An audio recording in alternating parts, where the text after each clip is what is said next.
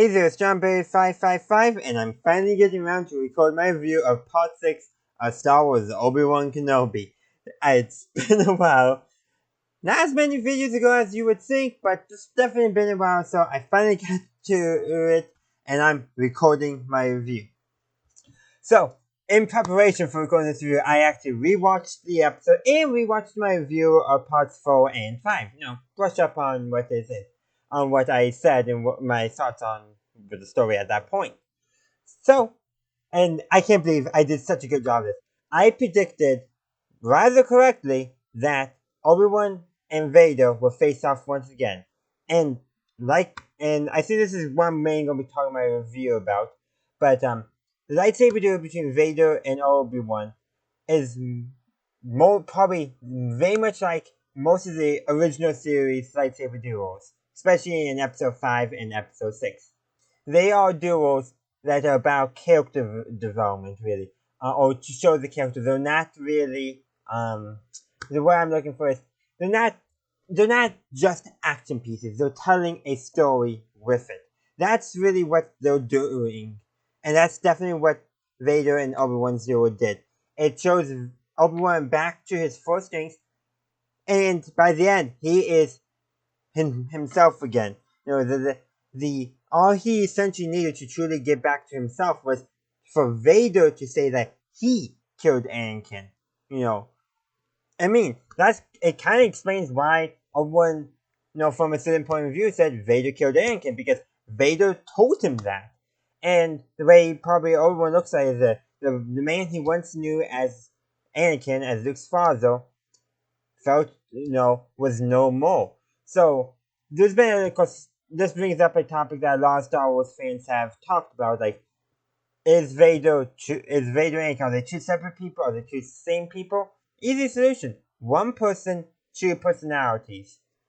And you can throw in some, dissociative personality disorder and the older terminology for multiple personality disorder. You could throw that in, but in many ways, it's definitely one person, but the personality, in falling to the dark side changed so drastically. It's not the same personality, but the same person. We could really do a whole video on that, but the main thing I want you to focus on is essentially how this duel really does tell a story. It shows two characters with so much emotional baggage fighting each other, and one of them truly ends up at the end in a better place. Vader claims when he speaks to the Emperor that Obi-Wan means nothing, but yeah, right. But Obi-Wan has come to terms with what has happened to Anakin, happened to his friend. That's the important part of that. But also, like many good lightsaber duels, there's a second thing going on. In this case, it's Reva basically hunting Luke. Why is she doing this? Well, first of all, she survived with anger, i.e., dark side. Her anger is what kept her alive. But why is she doing that?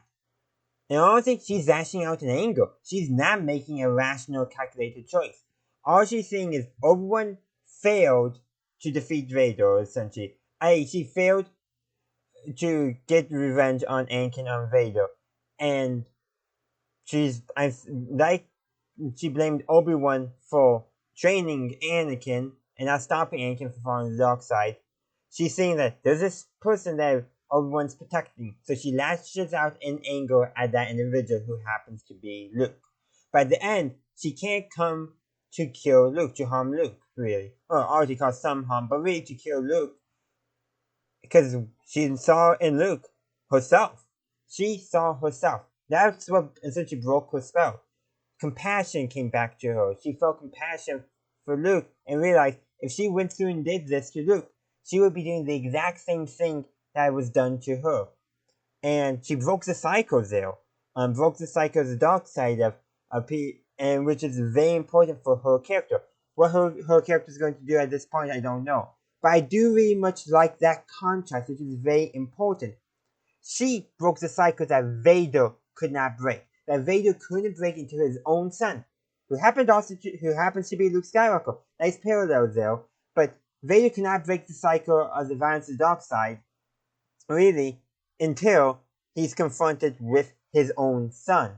And Luke also in not New Hope, Return of the Jedi breaks the cycle by not killing his father. And here in Part 6, Reva does the same thing. She's breaking the cycle of the dark side by not killing Luke, by showing compassion, which is a very important thing. And that's essentially why these two duos are complementing each other. One, you have the opponent, or not duos, but two set pieces. One who was able to break the cycle, and one who the cycle wasn't broken for. Of course, Obi-Wan was involved with the duel with Vader, but that's because he needed essentially catharsis for what had happened way back in Episode 3 of the Skywalker saga. He needed to come to terms that Anakin was gone and all that's left was Vader, and he kind of needed to hear that from Vader himself. And that's the heart of this episode. Sure, Disney Plus may describe this as action-packed, but there's so much plot, so much character development in this episode that it's very important to remember that.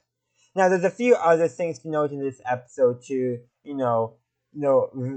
Obi-Wan tells all basically the Force-sensitive kids, the path and all that you've been helping Jedi, let me help you, which is a very good thing. Doing the Jedi thing of helping others, protecting them. He's willing to sacrifice himself to Vader in order to distract the Empire Invader from the path.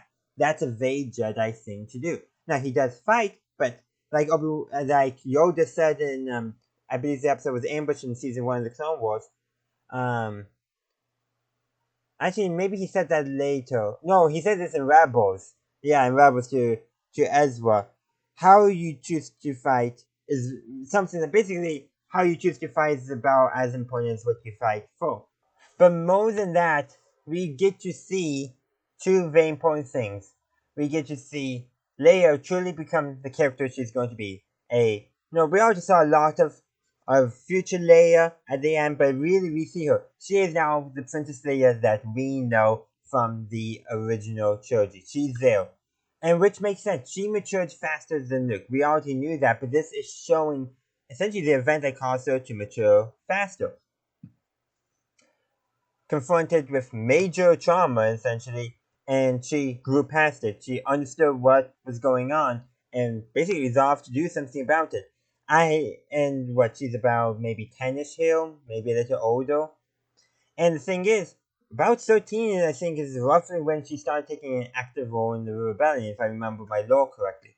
And that this episode does kind of show her realizing that, yeah, the Empire needs to be fought again. She kind of knew that, but didn't really. It's kind of interesting there. And of course, just adorable too. And then of course, Luke, for the first time, gets to meet Obi-Wan Kenobi. Or Ben Kenobi, I should say. Hard to say that how much he remembers, but obviously, he considers Ben to be a hermit. But obviously he knew, and so it makes sense to establish that they met. And I really do like how the show ended with that. And of course, with Obi-Wan saying hello there to Luke. That is just, I think, the best way. And on the fan service, because the episode itself was not about that fan service. Yeah, Vader and Obi-Wan fighting was fan service, but they did in such a way that the fan service was in service to a plot. The plot was essentially showing that Vader hasn't really changed, but Obi-Wan has. And then you show that contrast with Reva, another dark side user who showed compassion, who was able to change, and hopefully we're able to keep that up later. And I hope we see more again in the future. So that is where I'm going to end this review. I hope you enjoyed it, and let me know in the comment section down below, what did you think of Obi-Wan Kenobi, specifically Part 6, but the entire series as a whole? I would love to hear from you. So thank you for watching. If you haven't done so already, feel free to like, upvote, share, subscribe, follow, heart. You know the drill. Check out the links down below. And as always, have a good day, a good night, wherever you are. May the Force be with you always.